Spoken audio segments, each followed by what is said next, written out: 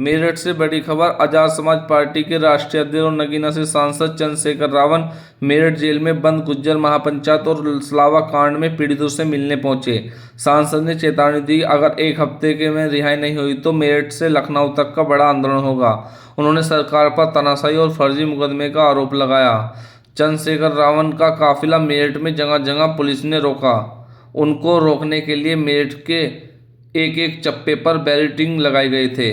Modipuram flyover के नीचे उनके समर्थकों को रोक दिया गया। वहीं दूसरी ओर कैंट चौराहे पर भी उनके काफ़ी समर्थकों को रोका गया।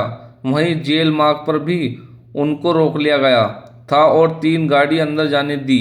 चंद्रशेखर राव ने बताया कि सुबह से ही बिजनौर पुलिस के द्वारा मेरे घर का पुलिस फोर्स तैनात कर दी गई थी। पुलिस का कहना था कि वह मेरठ नहीं जाएंगे और मेरठ आकर देखा तो जगह जगह पर पुलिस का पहरा था, लेकिन वो फिर भी जेल में लोगों से मुलाकात कर गए और सलावा कांड के पीड़ित परिवारों से आजाद समाज पार्टी कार्यालय पर मुलाकात कर और उन्हें न्याय दिलाने का भरोसा दिया। AN20 न्यूज़ चैनल से जुड़ने के लिए हमारे चैनल को सब्सक्राइब, लाइक और शेयर करें और अपने आसपास की खबर हमारे AN20 न्यूज़ चैनल पर पाते रहे। बहुत बड़ा प्रोटेस्ट पंचायत के रूप में यहाँ करने का प्रयास किया और उसकी परमिशन नहीं दी गई, क्योंकि भारत में सम्मान को जो स्वाभिमान सम्मान है उसको बहुत दिल से जो है जोड़ा जाता है। तो उन्होंने पंचायत की लोगों को अरेस्ट कर लिया गया भीड़ को छिदर बिदर करने के लिए। बहुत सारे साथी जो पहले से डिटेन करके वहां से ले जाए गए और बाद में पुलिस ने लाठीचार्ज किया। लेकिन पहले दिन 151 का मुकदमा था, पुलिस जानती है इस बात को, आम आदमी भी जानते हैं, मीडिया भी जानती है।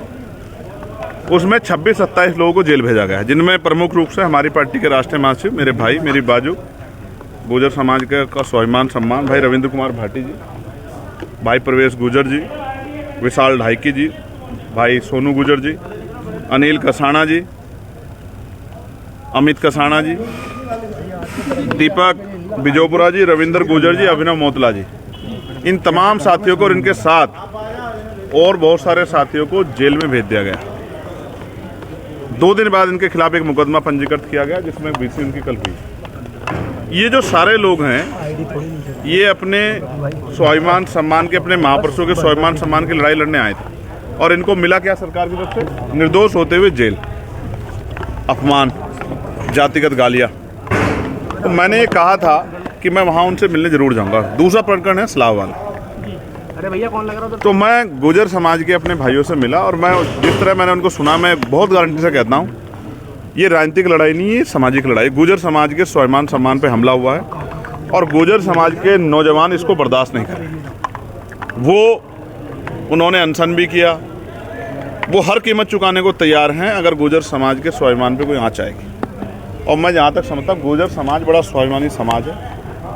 वो जब स्वाभिमान की बात आती तो वो हर कीमत को चुका देता। मेरा तो बहुत दिली रिश्ता है। लगातार कहीं ग्वालियर में मीर भोज जी की जो प्रतिमा है उसको टीन से ढक दिया जाता है, कहीं झूठे मुकदमे होते हैं, कहीं और तमाम तरह की चीज़ें। ये सब चीज़ें हम अपनी आंखों से देख रहे हैं किस तरह से पूरे समाज की पट्टियाँ लगा दी जाती हैं, पूरे समाज को दबाने डराने काम किया जा रहा है। लेकिन ये समाज स्वाभिमान समाज झुकने वाला नहीं है। सरकार को आइडिया नहीं था कि ये जो आग वो लगा रहे हैं ये किस तरह फैलेगी। सरकार को इन चीज़ों को गंभीरता देना चाहिए और पुलिस को, एडमिनिस्ट्रेशन को आंख बंद करके नहीं, जिम्मेदार से कार्रवाई करनी चाहिए। सलावा प्रकरण के जो पीड़ित हैं जिनको जेल भेजा गया उनसे प्रशासन ने, पुलिस ने और यहाँ का जो एडमिनिस्ट्रेशन है उन्होंने मिलने की इजाज़त में नहीं दी।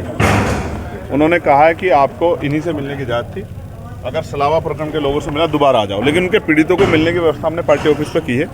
मैं वहाँ जाऊँगा, उनको सुनूंगा और जिस तरह से भी उनकी आवाज़ उठाई जा सकती है उसको उठाऊँगा। और यहाँ इस प्रकरण में जो लोग बंद है, अगर अगले 1 हफ्ते के अंदर इनको नहीं छोड़ा गया तो आज़ाद समाज पार्टी पूरे प्रदेश में एक मजबूत आंदोलन करेगी और ये आंदोलन की गूंज लखनऊ तक नहीं दिल्ली तक जाएगी। मैं इस बात का आपको विश्वास दिलाऊंगा। अपने भाइयों को जेल में सड़ने के लिए हम लोग नहीं छोड़ सकते, ठीक है? ये बात आप जानते। बात हुई यहाँ है कि जगह रोका गया, अब बताया जा रहा है कि कार्यकर्ताओं के साथ भी कुछ मारपीट की सूचना आ रही है। भाई ये सरकार जो है तानाशाही सरकार है। अब कोई सांसद, चुनावा सांसद जेल में नहीं जा सकता है। उसके लिए अनुबंध है कि वो इतनी गाड़ी 5 जगह तो मुझे रोका गया बैरिकेडिंग लगा के, कई जगह तो मुझे ही बैरिकेडिंग हटाना पड़ा है। ये लोकतांत्रिक व्यवस्था है क्या? ये प्रजातंत्र है?